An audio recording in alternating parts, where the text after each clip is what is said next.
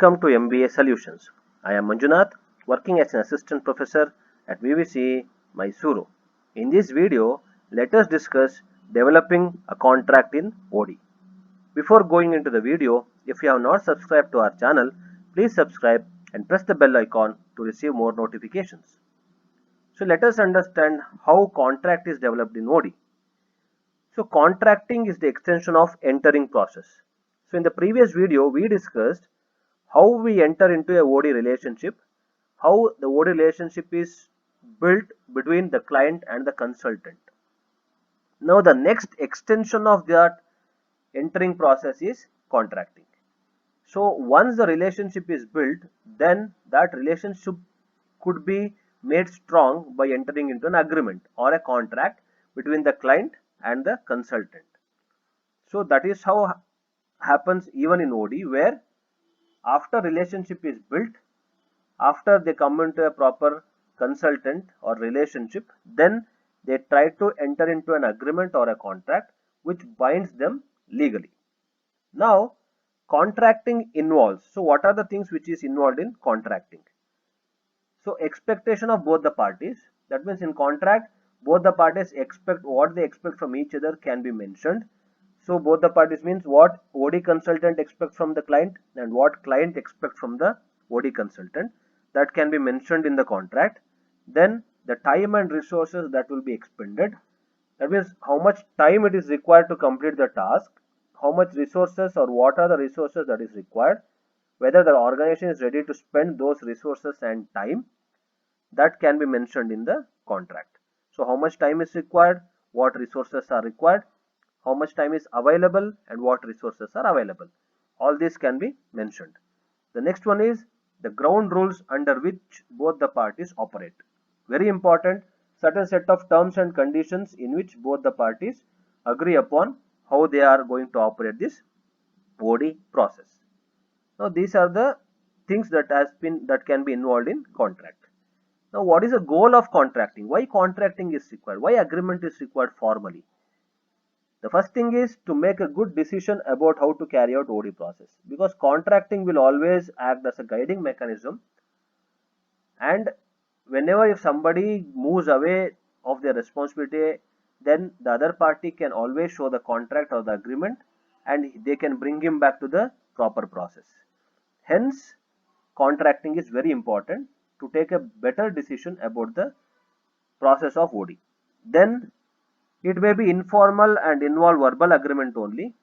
So sometimes what happens, even though they enter into a relationship, but there should be an agreement, whether it is verbally agreement happens or informal agreement happens when the OD consultant belongs to the organization. So when he is an internal consultant, then informal and verbal agreement is enough. If that is the consultant is from outside, then we will try to have formal and written agreement.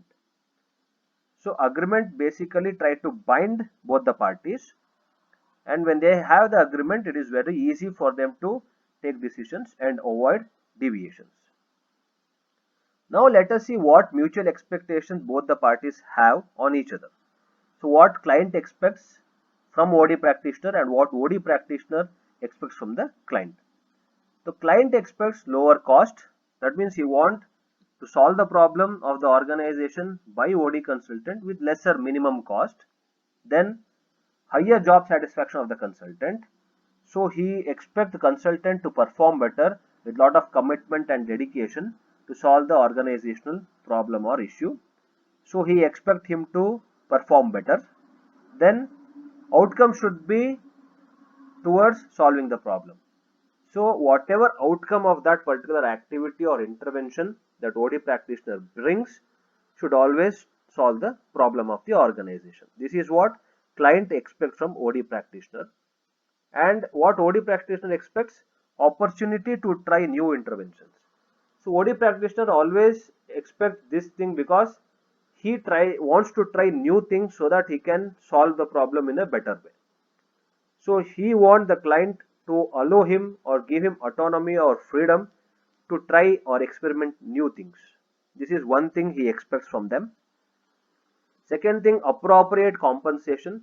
So the remuneration or salary or reward he expects should be appropriate to the job that he is doing, and recognition for his job. So whatever job he does, he want recognition from the client's perspective. And all these expectation can be a part of the contract also. So they can mention what is the cost involved, what is the compensation that should be given to OD practitioner, what OD practitioner can tell or mention what interventions he is going to use in the contract only. So all these can be, and what type of problems to be solved, all these can be mentioned in the contract. Then what essential requirements both the parties should have, or what are the essential requirements they expect or they want. Important requirements for both OD practitioner and the client. So OD practitioner want access to key people. So requirement what he requires is access to key people, because key people will have lot of information, they can influence change, they can bring lot of change. So OD practitioner expects that he can meet, he can talk to key people in the organization, maybe higher level management, top level management. So he does not want any restriction to meet key people in the organization. That is one requirement he want. Second thing, enough time to do the job. The client should not put lot of pressure on OD practitioner to finish the job early, because it takes lot of time to bring a change through different interventions. Hence he require lot of time or enough time, reasonable time to solve the problem. Then commitment from certain stakeholders. So he want certain stakeholders who are related to the issue or the problem to support him, to be committed and to work and help him to come out with the problem. So these three requirements OD practitioner will inform the client. Now what client requirements are? Speedy diagnosis. That means he want OD practitioner to diagnose the problem, understand the problem in a very fast manner, so that it helps the organization, even OD practitioner, to solve the problem in a fast way. Lowest price. So diagnosis, activities, process, interventions should happen in the lowest price, because they are all less cost oriented people, and clear about constraints and problems. So he expect, or his requirement is, he want clarity about what constraints and what problems that is there in the organization. So these are the requirements where OD practitioner and clients, both of them, will have, and they can mention all this in the contract that they are going to frame or draft. So this is how contract is developed in OD. Thank you very much for watching the video.